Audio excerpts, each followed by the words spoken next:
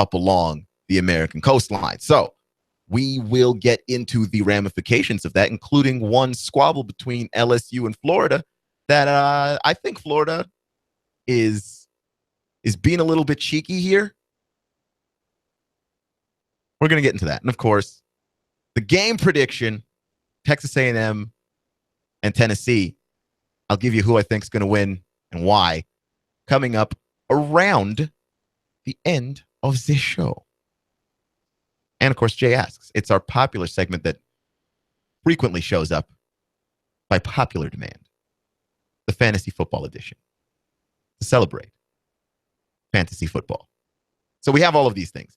But before I continue, let me tell you about where you can find us on the web. I think you should check us out on Facebook, Twitter, and YouTube. If you search Hot News Talk Radio, give us a favorite, press play in the TuneIn Radio app. If you check us out on YouTube, you get all of our live programming, all of our live shows. Get all of that stuff. You get us streaming live on Facebook. You get our website, noogaradio.com. Search the social media or search noogaradio.com and find the social media that way. It works. It's a two-way street. So I want to talk a little bit about Thursday Night Football. Last night, the Cardinals and the 49ers. The 49ers are really, really bad at football. Okay? I mean, that is pretty much the lesson to take away there. And they are bad at football because Blaine Gabbert is bad at being a quarterback in the National Football League.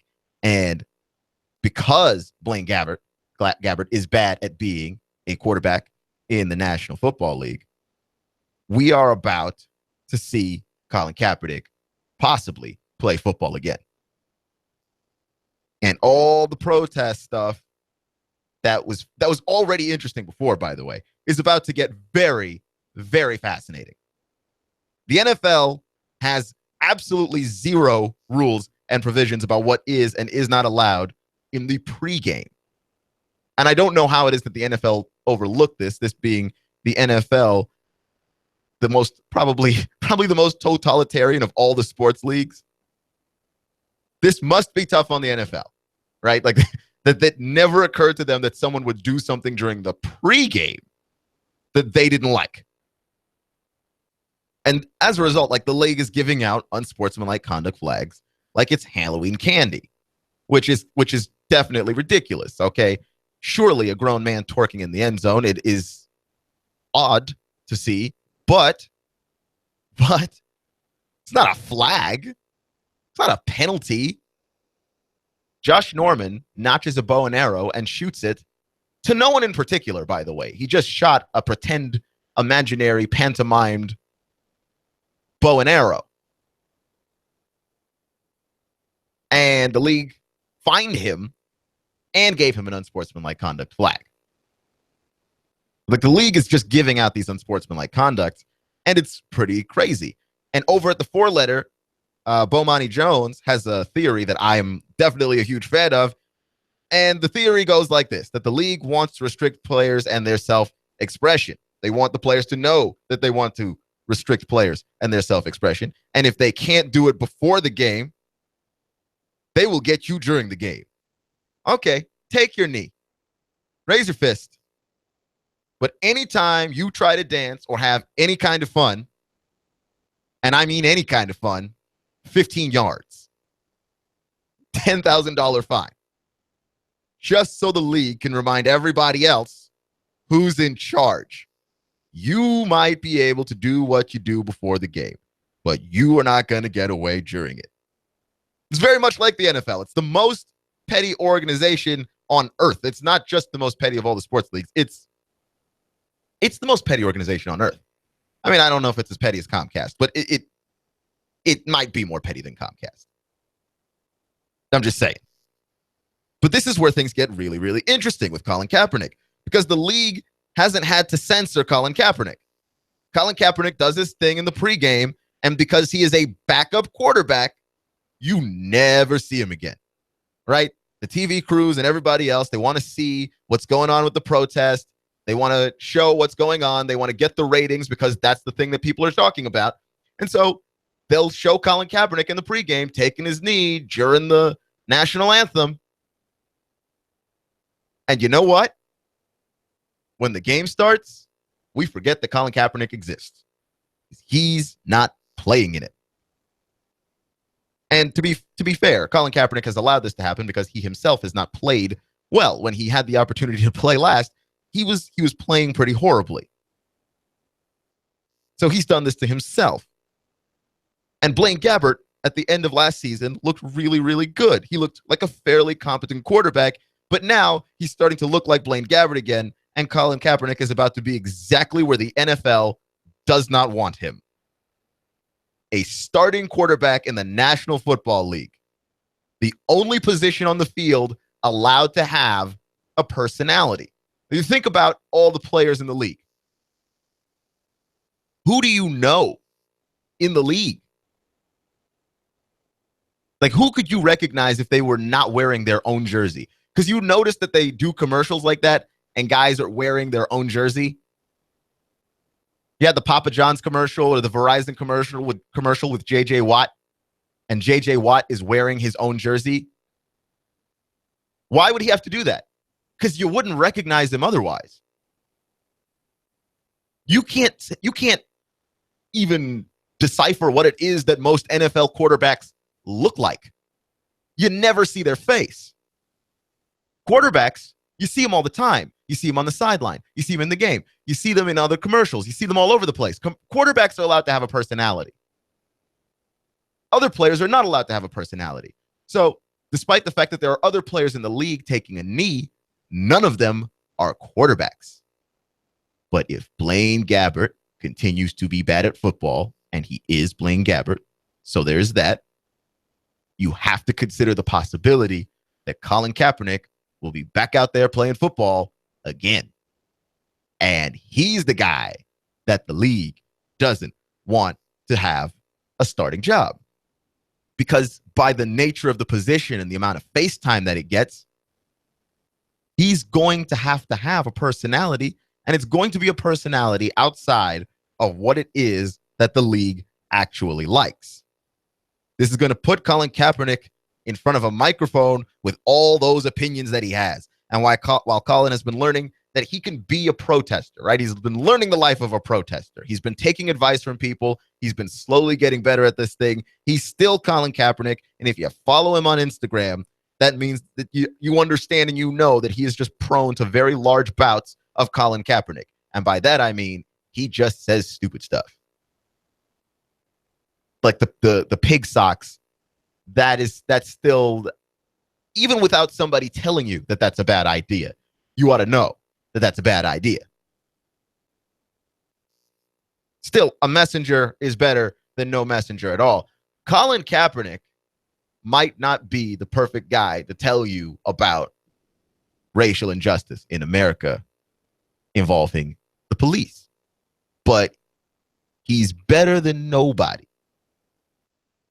If my mechanic is a jerk and I don't like talking to him, if my car is broken, I still want him to tell me that my car is broken. If my doctor is just absolutely the worst person on earth to speak to, right? Like he does the checkup. He's making fun of all of the things about me. I'm sitting on his little table with my shirt off or whatever, and he's just, oh, there it is. I'm making fun of your gut. What are you doing? Eating Twinkies all day? And I don't want to talk to my doctor. If I'm sick, if I have health problems, even if my doctor is a jerk, I still want my doctor to tell me that I'm sick. Right? America has a problem.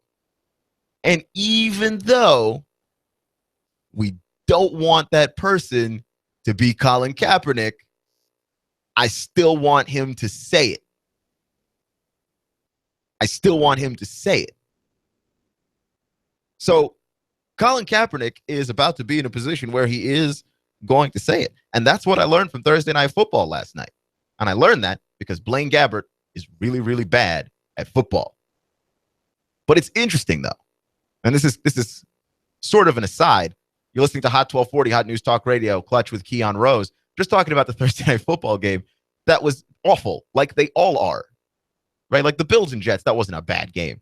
But by and large, these Thursday night games are terrible. And they just give us bad football, and we watch bad football because it's football.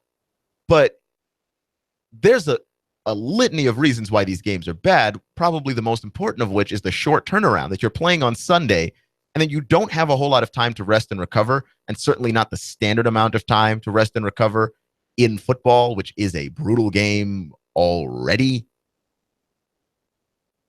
And these guys collide and play just horrible football. Then you've got the jerseys that the Nike's got that the NFL makes everybody wear, that it just looks like people just vomited on some cloth and then told football players to wear it. The 49ers jerseys, their color rush jerseys, are awful. The red on the black doesn't make any sense. You can barely see the numbers. You can barely read the names. Who thought that was a great idea? And since when have the 49ers historically had black as a color in their uniform? Oh, wait, no, they haven't? It's awful to watch aesthetically in terms of the jerseys and the game. The players are hurt and saying that they hurt, and that's why they don't want to play Thursday night games. And then on top of that, according to the NFL's media director, the matchups just aren't great. That's his reason for why the Thursday night games are bad. And the presidential race is taking eyeballs off of Thursday night football? No, I don't think so. Was there a debate last night? You mean to tell me people were just watching Fox News and CNN and MSNBC instead of watching football? Is that why it's been down? No, that's not why it's been down. It's been down because it's bad football. You will always have enough viewers watching it because you're just going to have, all the 49ers fans are going to watch it, whether or not they think that the game is good or not. All the Cardinals fans are going to watch it, whether or not they think the game is good. So you have that, and then you've got just horrible football beyond that. Like, if you don't have a rooting interest in that game, there is no good reason why you should sit down and watch last night's game. Because we all knew it was going to be bad, right? Like, I watched about 5 minutes of that game. There was no reason to sit down and watch all of what happened there. Like, obviously, if you are the Cardinals, you don't want to start poorly. So there was that storyline, but that wasn't something that I couldn't learn without watching the game. Like, if the Cardinals are in trouble, they're in trouble. There's no reason to watch the game to find that out. And I will not subject myself to just horrible, horrible football. I watch a lot of football. I mean, it comes with the job, like knowing the game, knowing who's going on, who's trending up, who's trending down, and all of those things. But I'm not just going to randomly subject myself to horrible football for no good reason. What are you, crazy? I don't hate myself. I'm sure you don't hate yourself either. I just can't do it. I'll watch most games. I'll watch two average teams play. I'll watch an average team play a bad team. I'm not going to sit down and watch two bad teams play football. And the Cardinals aren't a bad team overall, but if Carson Palmer plays like Carson Palmer's been playing before last night, that's a bad football team. They need him to play better. So yeah, I didn't need to watch the game to get all that. All I know is that you turn on the highlights and it's just a low light reel of Blaine Gabbert. And the league is trying to blame everything else. The presidential campaign is taking away from the viewership of football. No. If you scheduled the game on the same night as the debate, that would make sense as an excuse. You did not. And I'm not buying it. Let's face it. People don't sit down and watch Thursday night football because it's really bad football. End of discussion. There is such a thing as scheduling as well, which the NFL knows too well, that if you think that the matchups aren't bad, you scheduled the matchups. Like, you have these TV deals with everybody. You chose who was playing on Thursday night. I mean, the matchups didn't just fall out of the sky like, oh, here it is. I can't believe the Cardinals are playing the 49ers. You scheduled it. What do you mean the matchups are bad? The matchups are bad. I do agree with that. You've got two bad teams playing each other. The matchups are bad, and they're bad because you made them bad. Like, if the Cardinals were playing like the Cardinals played last year, this would be a bad game for a different reason, which is that now you've got a great team playing a bad team. And who wants to sit down and watch a blowout for fun? Just for the kicks and giggles of it. If you are not on the right side of a blowout, which is to say, if your team is not winning that blowout, you don't want to sit down and watch a blowout. I have no rooting interest between the Cardinals and the 49ers. Those are two teams. I like Carson Palmer, but that's about it. What you are trying to tell me is absolutely insane and completely ridiculous. That the matchups were bad and the presidential campaign is taking stuff away. I mean, that just sounds like you are making excuses.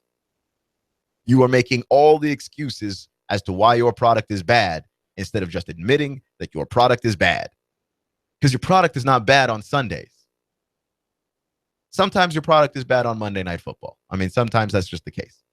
Your product is not bad on Sunday Night Football. You can schedule those right. Your product isn't bad in the 1 o'clock games. Your product isn't bad in the 4 o'clock games, usually. But your product is consistently bad on Thursday Night Football. And that's not just this year, because we were not paying attention to the presidential campaign last year. And the product was still bad. The matchups were still bad, which you scheduled. The games were still bad. And the jerseys are horrible, except for the Titans, because, I don't know, something about that powder blue works all the way through and through.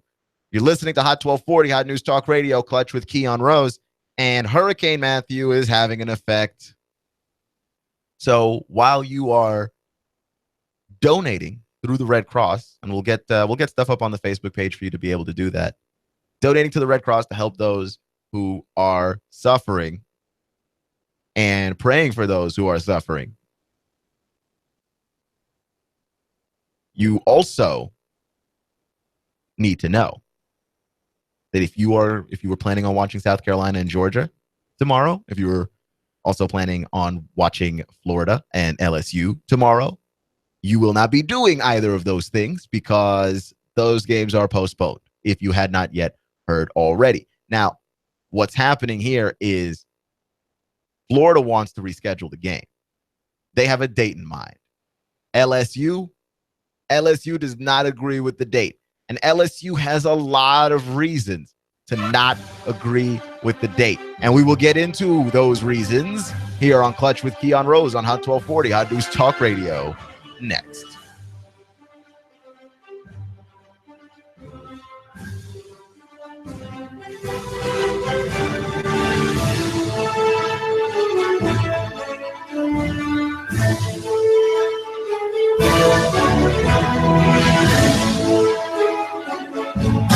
News Talk 1240 AM 1240 Hot News Talk Radio, with your chance to win $124 in cash and $124 in food every week with the Hot News Talk Radio 1, 2, 3 NASCAR contest. Hot News Talk 1240. All you have to do is guess who's going to be first, second, and third place in the upcoming NASCAR Sprint Cup race. If you guess it, you'll hear your name live Monday morning at 11:30. Then call AM 1240 Hot News Talk Radio to win. Enter your guess right now at Rick Davis Golden Diamonds, 5301 Brainerd Road, Chattanooga. Diesel Off-Road Technology Soddy Daisy for your four-wheel drive and truck needs. Stuff and upholstery with premium rubber foam. Amigos Mexican Restaurant next to Staples and Hickson. Drink specials during the race. Cell Surgeon, the Broken Screen Doc. And Shooter's Supply, 4824 Hickson Pike in Hickson. Hot News Talk 1240. Enter your guesses now and listen to the race live to win $124 in cash and $124 in food from Chattanooga's official NASCAR radio station. Hot News Talk 1240. I love NASCAR. You want more business. You want to increase your bottom line. You want to spend less on advertising, imaging your business, and general expenses. You need Trade Bank. Trade Bank of Chattanooga. Trade Bank. Call now to get access to nearly 400 local businesses. Trade Bank. Call 877-2202. 877-2202. Trade Bank. You want to increase your cash flow, your competitive edge, attract new customers, and build a loyal customer base. You need Trade Bank of Chattanooga. Call right now.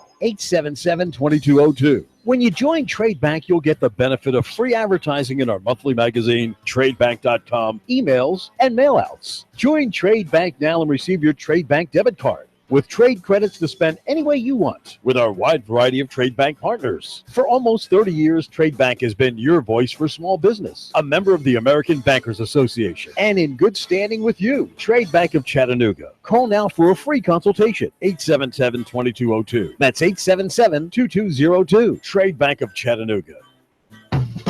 This is Mike at For the Record at Northgate Mall. We're the largest complete record store in town. We sell old and new vinyl records, celebrity posters, music posters, and we are the largest in town. Come see us. Expect fair skies with a few passing clouds through the nighttime hours. Mild lows only to the lower 60s. A little breezy by morning. Now for your Saturday, breezy, if not windy at times for the afternoon. Some sunshine, highs closer to 80. More sunshine, upper 70s, continued breezy Sunday. For lunch or dinner, come to Guthrie's, home of the original golden fried chicken finger with their special sauce. Open daily, locations in Trenton, Signal Mountain, Ringgold, and now 5203 Brainerd Road. That's Guthrie's. And I'm 1412 Chief Meteorologist Patrick Ward. On AM 1240, Hot News Talk Radio. You give us 12 minutes and 40 seconds, we'll give you Chattanooga and the world. News Talk 1240. Hot 1240 Hot News Talk Radio with your Hot News Now update. New developments in the case of a woman who was gunned down in cold blood on 7th Avenue. 2 people of interest have now been named by the Chattanooga Police Department. Chasdis D. Wadley, who's 20, and Eureka Leslie, who's 28, now both being sought after as people of interest. LaRonda Spence, after being riddled by bullets, made her way to the hospital where she died. After mysteriously posting $350,000 bond, police say 22-year-old Christopher Paget used a pair of scissors to cut off his GPS ankle bracelet and escape. His defense attorney, Robin Flores, says it's damning to defend an empty chair. He doesn't know what the jury's going to think. His trial is Friday morning. The case made headlines all over the country. A 22-month-old child left inside of a car in Cobb County died after being abandoned for hours. The trial for the father defendant, who's accused of doing this intentionally, has been postponed, though, because the trial is set for a county that's on the Georgia coast. Hurricane Matthew is heading straight forward, and it's been evacuated. If it's going on the Tennessee Valley, it's going on Hot 1240 Hot News Talk Radio. Martin Truex Jr. is off the pace, and he is headed to the pit lane. Elliott Powers around the outside. Michael McDowell pops a right front tire. Here's Martin Truex to the bottom. Blaney blocked him off, too. Meanwhile, Chase Elliott went 4 wide on the back straightaway. They're side by side for the lead. Hear it live on Chattanooga's official NASCAR radio station. Hot News Talk 1240. The voice of NASCAR.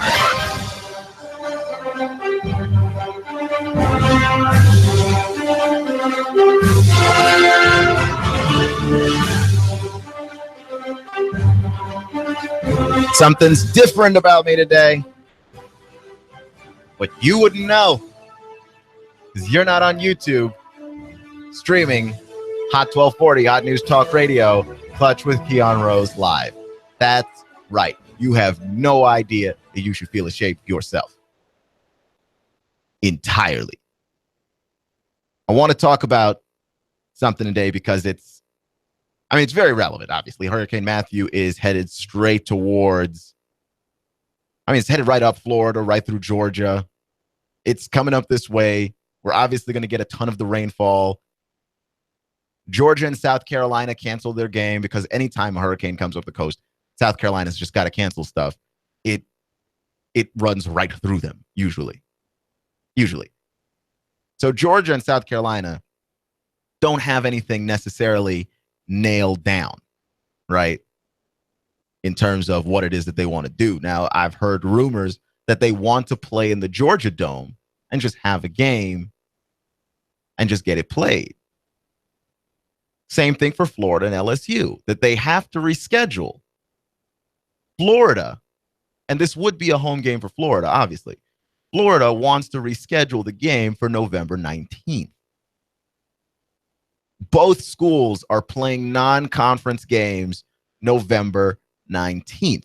But the reason why they would have to play each other is because we don't necessarily know how this SEC race is going to pan out, right? LSU suddenly got good again at football, and they're thinking to themselves, we've got as good a shot as anybody to win the West. A&M, if A&M takes a tumble to Tennessee tomorrow, and if A&M loses another game, if Bama stumbles anywhere in their horrifying stretch of horrible games, then yeah, you've got as good a chance as anybody if you're LSU, and you've got to think that way. And you can't afford to have a conference game missing because you will be found wanting. You will not be able to compete in the SEC championship game. Same thing goes for Florida. Tennessee is undefeated and has the reins of the East, right? And Georgia caught their second loss last week. So you have to think you might be able to pull away from Georgia. And if Tennessee takes a stumble here or there somewhere in the season, which is not out of the realm of reality for Tennessee, just given the history, like I would like to see an entire season of Tennessee football from beginning to end where Tennessee just dominates and does exactly what it's supposed to do before I completely buy in. So there's that. But Tennessee might trip up and stumble. And if you're Florida, you're going to want to be able to pick up the pieces and try and see if you can win the East if you can. So you've got to have this conference game. It is a must play for you. The problem is Florida wants to reschedule the game for November 19th, where both of them are playing non-conference games, which means you would have to buy out the opponents that you have agreed to play. You would have to say, hey, guys, look, I know we agreed to play, but here, have this money instead. Because those schools will feel bad. Like they stand to lose some exposure there and everything else that comes with playing a bigger school. Well, Florida would have to buy out their game against Presbyterian, the Presbyterian Blue Hose, and I don't even know what that means. I need to ask Russell to tell me because he's Presbyterian. But and LSU would buy out South Alabama, right? And you would have those two schools paid, and then you would be able to play your game. The problem is the game is scheduled as a home game for Florida. And Florida obviously wants this game to happen. The problem with Florida wanting this game to happen is this. Florida doesn't lose anything from having this game happen. They're just moving another home game later in the season. LSU is playing on the road. And LSU wants no parts of this agreement, as they shouldn't. Why is it that you would want to have a road game after you played another road game and another road game? That's right. To play it November 19th would mean that LSU would play not one road game, not two road games, but 3 road games in a row right before the SEC championship game, which, should they win it, would be another game at a neutral location. There's nothing about this that LSU likes. That, and of course, LSU stands to lose up to $5 million between having to buy out their opponent and everything else. Now, the money is not as big an issue because the SEC does provide insurance for this kind of thing, right? They provide insurance. If you have to reschedule your game because of a natural disaster, it's exactly moments like these that the NCAA has insurance for, and you will be compensated for that. They cover all 14 schools for this reason. So it's not like this is something that is impossible. But if you're LSU, you're already going through the headache of having to try and figure out how you're going to get this money back and all of that stuff.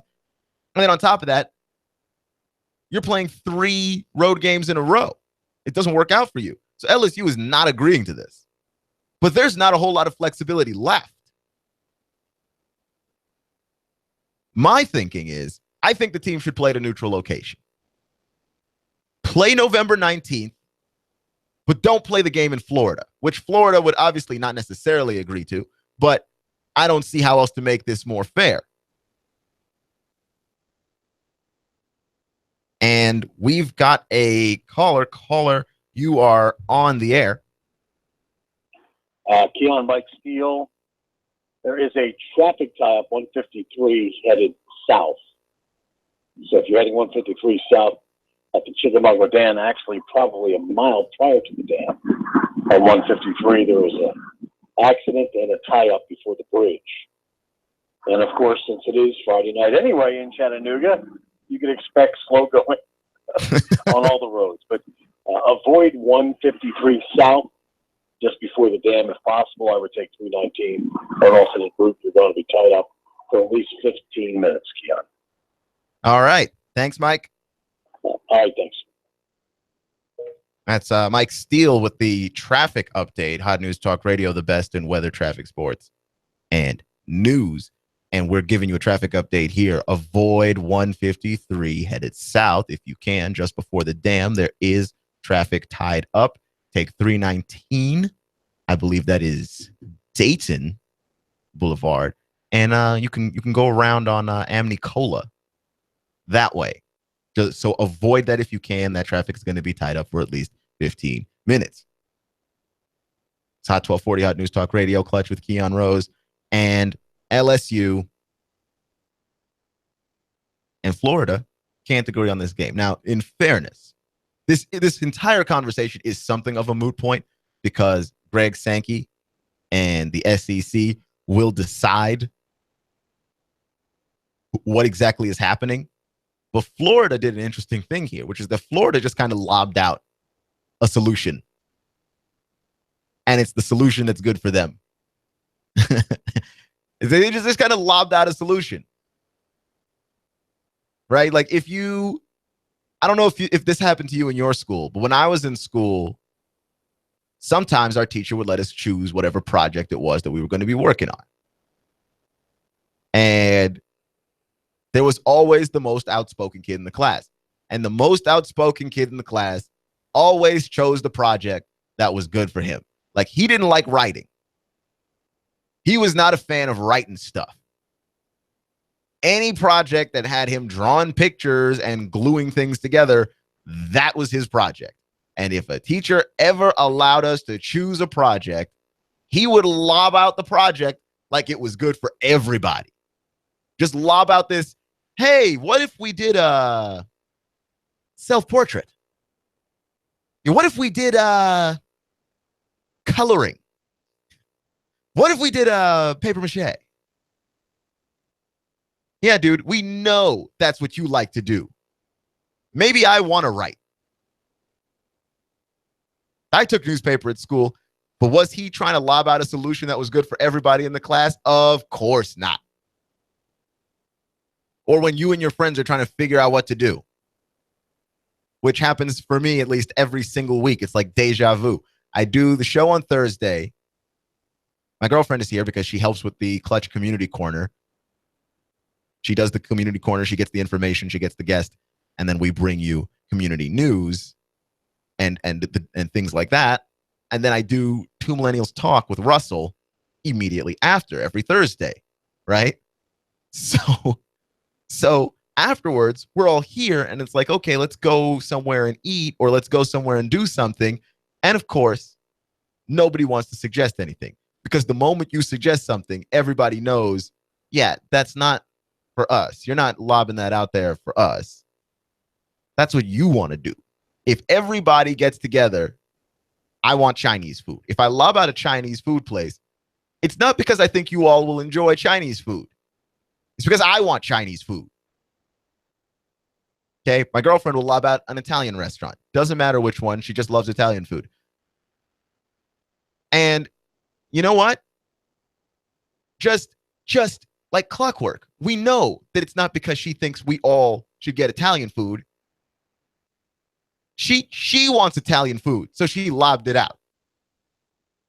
Don't act like you're doing this for the good of everyone. November 19th. Russell usually stays ominously quiet. He's cool with everything, I guess. November 19th. You're Florida. You just lobbed that one out there. like you're doing it for everybody. This should work out for everybody. You're playing a non-conference opponent.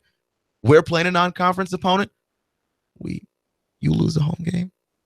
What? No, I didn't say anything. No, not us. Florida. And then of course, and I know this is that move because the Florida followed it up with, well, whatever the SEC decides, we'll roll with it. Yeah, of course you'll roll with it. You don't have a choice. You're being complicit and compliant, but again, you volunteered for everybody. You volunteered for everyone. That's pretty crazy, is it not? I don't know what their problem is. They're only losing a home game. So yeah, LSU wants no parts of this.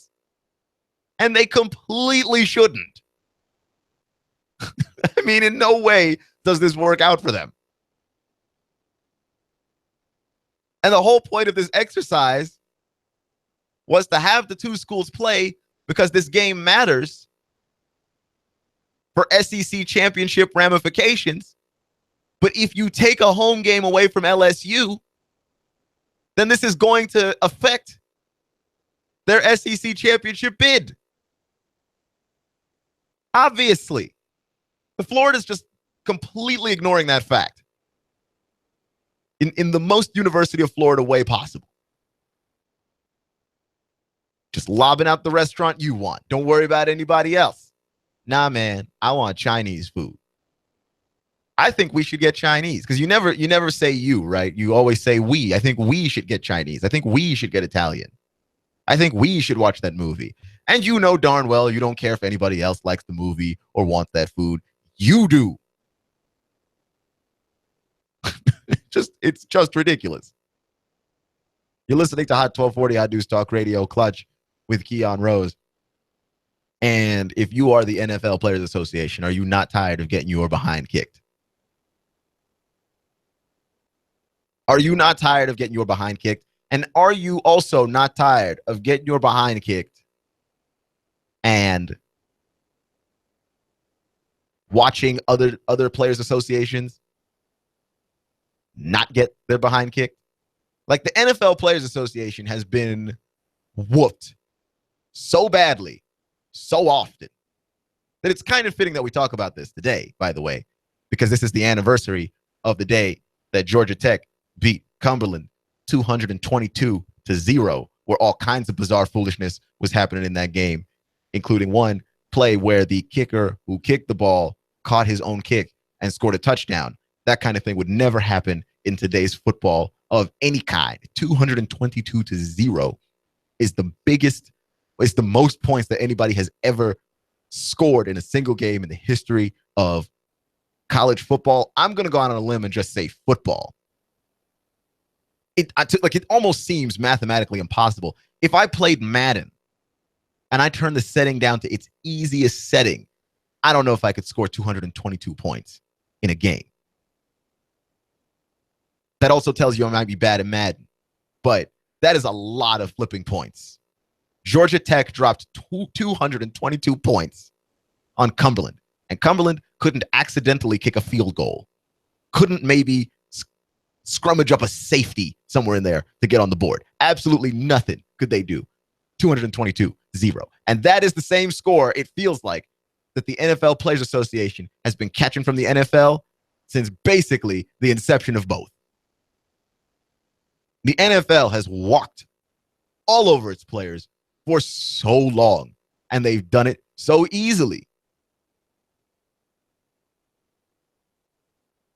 It's incredible.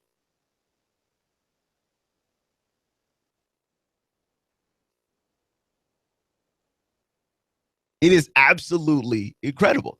They've done it so easily.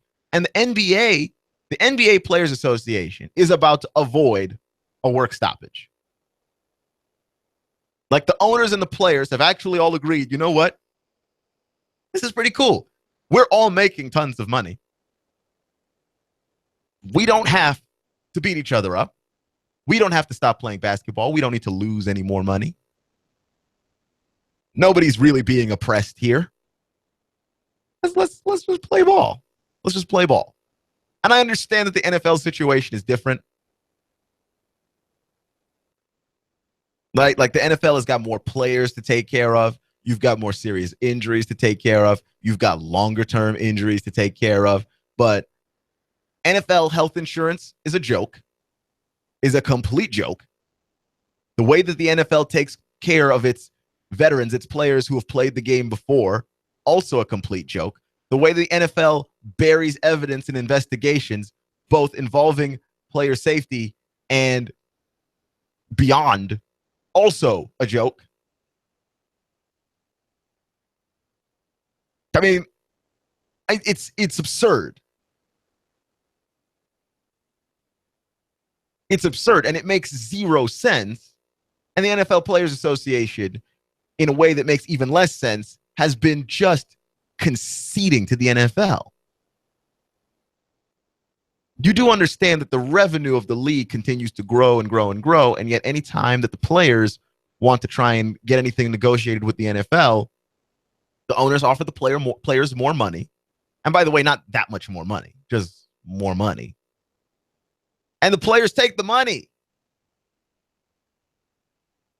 Like every time. It's like Charlie Brown trying to kick the football. And then Lucy pulls it away at the last second and he falls. Every time the players are like, we're going to make some progress, we're going to make some stuff happen that we want, the league offers them more money, and then a bunch of players cave. And here's the NBA.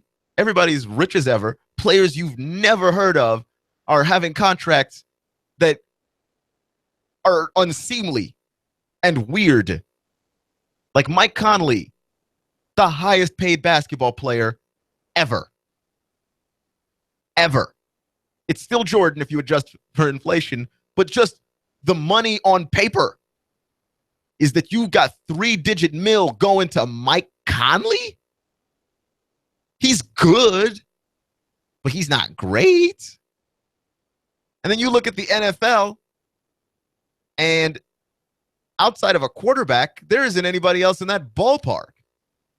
And when you talk about the contracts and the money being guaranteed and everything else, then it gets even more ridiculous.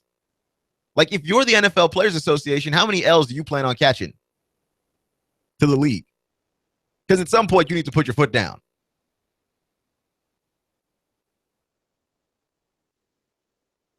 Right? Like, at some point, you need to put your foot down and say, stop it. We're not taking this anymore. It's weird because we talk about how strong unions are in other walks of life. Like, the teachers' union is horrifically strong.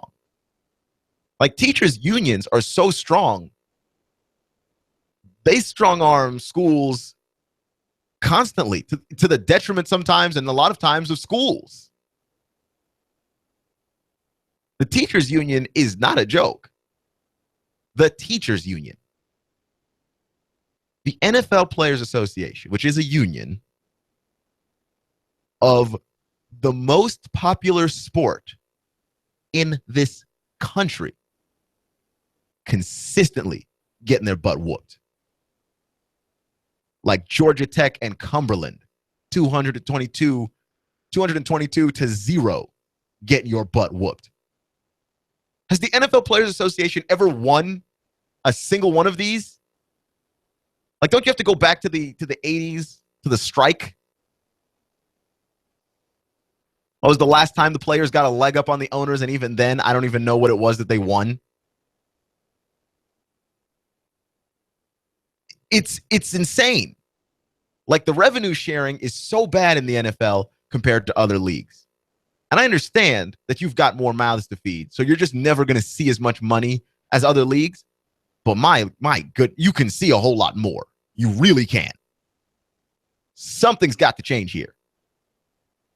Because if the NFL's got enough money for rich teams, and it's one of the most communistic things ever, for rich teams to pull the weight of the poorer teams, you've got enough money to split between the owners and the players. You do. Because if you replace all of these players with scrubs, I'm telling you right now, I'm not watching it. I'm not about to watch bad football with people I don't know. I already don't watch bad football with people I do know. Just how many L's are you going to catch if you're the NFL Players Association? Like, that's a DeMaurice Smith, look yourself in the mirror type deal. DeMaurice Smith, Drew Brees, Richard Sherman, all those people involved with the NFLPA. Why do you lose so much? And why are you okay with it? Because to me, nothing, and I do mean absolutely nothing, makes less sense than that. The most popular sport in this country. Nothing. So let me talk to you about Texas A&M and Tennessee right quick, because I'm running out of show. But also because college football is tomorrow, and that's the biggest game, in my opinion, on the docket. Tennessee and Texas A&M.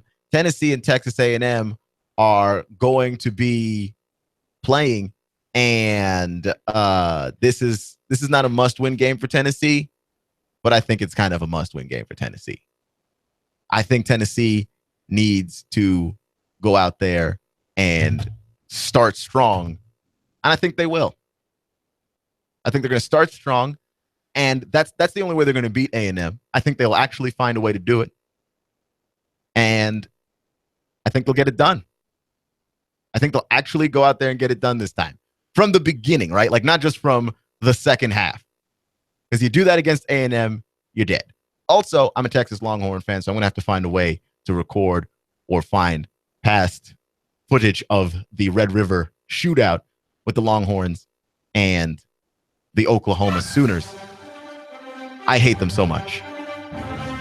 It's a must-win game. Charlie Strong, Bob Stoops, loser gets fired. You're listening to Hot 1240, Hot News Talk Radio. Clutch with Keon Rose. Remember, it's not how you start, it's how you finish. Stay clutch. And I'll see you in 72 hours. But don't you go anywhere. Alex Jones is next.